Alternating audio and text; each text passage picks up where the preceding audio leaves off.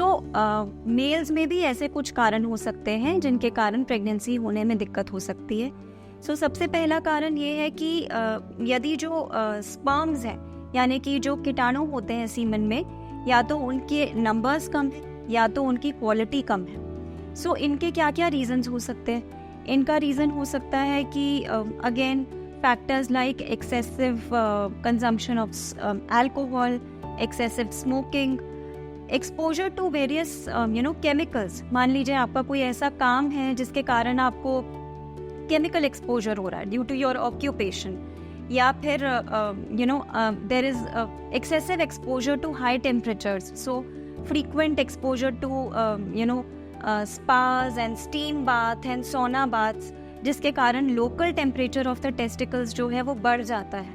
तो that can also affect the sperm number and the sperm quality. यदि कुछ infections हुए हैं इन द पास्ट, जैसे कि मम्स का इन्फेक्शन, ट्यूबरकुलोसिस का इन्फेक्शन, ये इन्फेक्शंस भी आपके मेल पार्टनर को के टेस्टिस को इफेक्ट कर सकता है, and it can lead to an effect of this the sperm number, the sperm quality।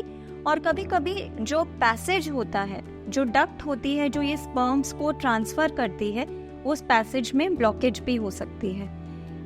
Sometimes जो स्क्रोटम होता है उसकी एनलार्जमेंट हो जाती है because of a condition called varicocele, या फिर अगर अगेन किसी कैंसर के ट्रीटमेंट के कारण there is an exposure to radiotherapy और chemotherapy, then all these factors can affect the semen quality, the sperm numbers, and they can lead to infertility।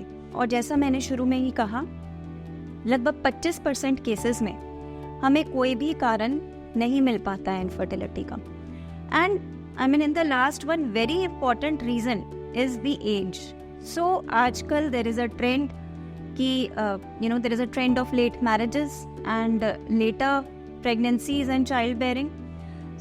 एक biological clock होती है जिसकी मुझे लगता है हम सबको रिस्पेक्ट करनी चाहिए, because after the age of 35 years females में इन पर्टिकुलर ना कि सिर्फ अंडों का जो नंबर है वो डिक्रीज होने लगता है, एग पॉपुलेशन स्टार्ट्स डिक्लाइनिंग, साथ के साथ जो है उनकी क्वालिटी भी इफेक्ट होने लगती है। सो दैट अगर प्रेगनेंसी होती भी है तो कॉम्प्लिकेशंस जैसे मिसकैरेजेस, जैसे जेनेटिक प्रॉब्लम्स, इनका जो इंसिडेंस है वो बढ़ जाता है। And age also is important for the male partner as well.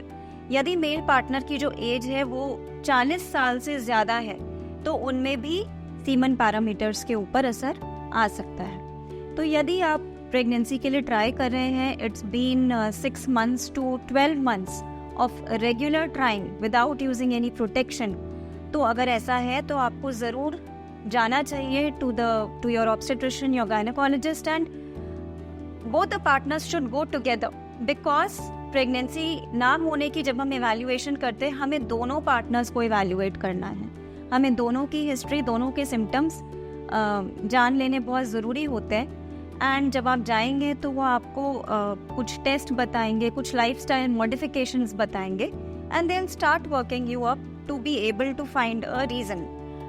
यदि हमें कोई रीज़न मिलता है तो हम उस कारण को रेक्टिफाई करके मदद कर सकते हैं आपकी टू गेट प्रेग्नेंट। एंड यदि कोई कारण नहीं भी मिलता है तो भी तरीके अवेलेबल हैं, ट्रीटमेंट्स आर अवेलेबल, जिनको फॉलो करके आप प्रेगनेंसी अचीव कर सकते हैं। Thank you.